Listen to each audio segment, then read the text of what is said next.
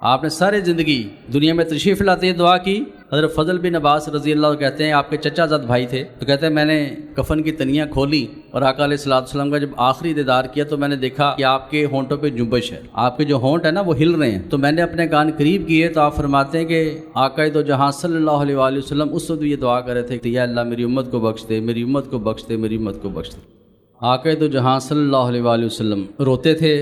امت کی قسمت سنور جاتی تھی، امت کے بگڑے کام بن جاتے تھے۔ آقا دو جہاں صلی اللہ علیہ وآلہ وسلم کی بارگاہ میں آ کے صحابہ نے عرض کی کہ یا رسول اللہ صلی اللہ علیہ وآلہ وسلم، پہلی امتوں کی عمریں بڑی بڑی لمبی عمریں تھیں، بڑی بڑی لمبی عمریں تھیں۔ اس میں ایک شمون نامی کا ذکر ہوا ایک شخص کا جس کی 1000 سال عمر تھی، یعنی دن کو جہاد کرتا تھا اور روزہ بھی رکھتا تھا اور رات کو وہ اللہ تعالیٰ کی عبادت بھی کرتا تھا۔ وہ جب ان کی عبادتیں ریاستیں دیکھی تو عرض کیا کہ یا رسول اللہ ہم اگر اب ساری زندگی بھی عبادت کریں تو ہماری تو عمریں بہت چھوٹی چھوٹی عمریں ہیں، پچھلی امتوں کی جو ہے بڑی بڑی لمبی عمریں ہوتی تھیں، وہ تو پھر ہم سے آگے نکل گئے۔ اب آقا علیہ الصلوۃ والسلام کو یہ بات سن کے فکر ہوئی کہ ہاں بات تو یہی ایسے ہی ہے کہ میری امت کی عمریں تو بہت چھوٹی چھوٹی عمریں ہیں، پچھلی امتوں کی جو عمریں تھیں وہ بہت بڑی بڑی عمریں ہوتی۔ بلکہ ایک آتا ہے کہ میں نے واقعہ پڑھا کہ ایک عورت تھی، وہ حضرت موسیٰ علیہ السلام کے پاس آئی، کہنے لگی کہ اے اللہ کے نبی آپ دعا کریں میرے بیٹے جلدی مر جاتے ہیں، 200 سال 300 سال تک بھی زندگی ان کی مشکل ہوتی ہے اور وہ مر جاتے ہیں اتنی چھوٹی عمروں میں۔ تو آپ نے فرمایا کہ تمہیں بتاؤں ایک اللہ کے جو آخری نبی ہوں گے نا ان کی امت کی عمریں تو بہت چھوٹی چھوٹی ہوں گی، 50 60 70 سال 80 سال یہ اتنی ان کی عمریں ہوں گی۔ تو پھر حیرانگی سے کہتی پھر تو ان کو مکان بنانے کی ضرورت بھی نہیں ہوگی، وہ تو پھر درخت کے سائے میں اپنی زندگی گزار دیں گے، اتنی تھوڑی عمریں ہوں گی۔ تو حیران کہہ لیں کہ پھر تو انہیں کو مکان بنانے کی ضرورت بھی نہیں، ان کو کاروبار کرنے کی ضرورت بھی نہیں ہے، وہ تو درختوں کے سائے میں اپنی زندگی گزار دیں گی، تھوڑا سا وقت ہوگا۔ تو اللہ کے نبی کہنے لگے کہ سب سے زیادہ شاندار محل ہی ان کے ہوں گے۔ تو بڑی حیران ہوئی کہ اچھا کہ اتنی عمریں ہوں گی اور پھر اتنے بڑے محل بنائیں گی، اتنے بڑے مکان بنائیں گی، ان کو بھی ضرورت ہوگی مکان بنانے کی، ان کو کیا ضرورت ہے مکان بنانے کی اور جناب اتنا پیسہ اکٹھا کرنے کی۔ نبی پاک علیہ الصلوۃ والسلام دعا کی کہ یا اللہ میری امت کا اجر بڑھا دے۔ ویسے تو نا ایک نیکی کریں 10، کہ جو ایک نیکی کرے گا اس کا 10 گنا بڑھا کر اللہ تعالیٰ اس کو اجر عطا فرمائے گا۔ تو عرض کیا کہ یا اللہ اور بڑھا دے۔ تو اللہ پاک نے فرمایا کہ ٹھیک ہے، جو میری راہ میں 1 خرچ کرے گا میں 700 گنا اس کو دے دوں گا، آخرت میں 700 گنا بڑھا کر اس کا اجر دے دوں گا۔ اب بھی آقا علیہ الصلوۃ والسلام راضی نہیں ہوئے کہ نہیں یا اللہ یہ بھی تھوڑا ہے تو اور عطا کر دے۔ اب دیکھیں نبی پاک علیہ السلام اللہ کی بارگاہ میں ایک امت کے لیے ضد کر رہے ہیں، یا اللہ میری امت کا اجر اور بڑھا دے، میری امت کا اجر اور بڑھا دے، تھوڑی عمریں ہیں اور اجر بڑھا دے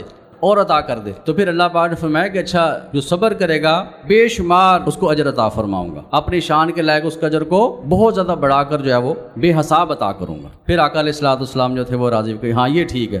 روایت میں یہ بھی آتا ہے کہ حضرت یعقوب علیہ السلام کی جب ملاقات ہوئی نا اپنے بیٹے یوسف سے، جب بچھڑ گئے، وہ سارا واقعہ آپ کو پتہ ہوگا کہ بچپن میں آ کے بھائیوں نے آپ کو کنویں میں پھینک دیا، پھر آپ وہ بیچے گئے، آپ کی بولی لگی، پھر آپ یہاں تک کہ پھر مصر کا تخت پہ آپ بیٹھ گئے، اور پھر بڑے سالوں کے بعد جب جوان ہو گئے، پھر کہیں جا کے جب آپ کی ملاقات ہوئی حضرت یعقوب علیہ السلام حضرت یوسف کی جدائی میں روتے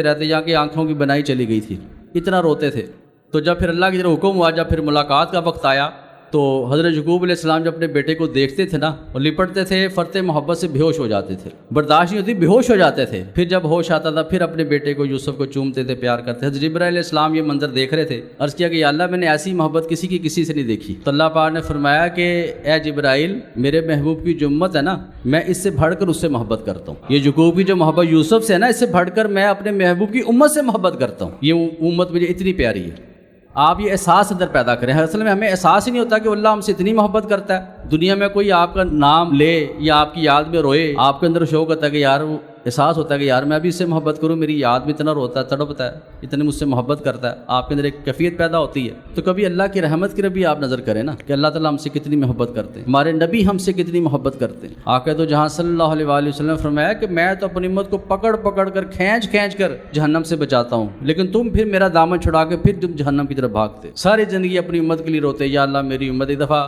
آقا تو جہاں صلی اللہ علیہ وآلہ وسلم رو رہے تھے، اللہ نے جبرائیل کو بھیجا کہ جاؤ پوچھ کے آؤ میرا محبوب کیوں رو رہا ہے۔ حضرت جبرائیل علیہ السلام حاضر ہوئے، عرض کیا کہ یا رسول اللہ صلی اللہ علیہ وآلہ وسلم اللہ پوچھ رہا ہے کہ آپ کیوں رو رہے ہیں۔ اب دیکھیں محبت کے انداز اللہ کے کہ جیسے محبوب روتا تھا اللہ تعالیٰ فوراً کی رحمت جوش میں آتی تھی، اللہ تعالیٰ کو ہوتا کہ پوچھو، حالانکہ اللہ کو ہر چیز کا علم ہے، لیکن ایک اظہار کے لیے لوگوں کو بتانے کے لیے آقا تو جہاں صلی اللہ علیہ وآلہ وسلم فرمایا کہ میں نہیں روتا، امت کا درد رلاتا ہے مجھے، امت کے غم میں روتا ہوں میں۔ تو پھر اللہ پاک نے فرمایا جبرائیل کہ جاؤ میرے محبوب کو جا کے بتاؤ کہ امت کے بارے میں اس کو میں کسی بھی پریشانی میں، کسی بھی یعنی دکھ میں اس کو مبتلا نہیں ہونے دوں گا، اس کو مایوس نہیں کروں گا، اپنے محبوب کو مایوس نہیں کروں گا امت کے معاملے میں۔ جیسے میرا محبوب کہے گا ویسے کر لیں گے، جیسے میرا محبوب راضی ہوگا ویسے کر لیں گے۔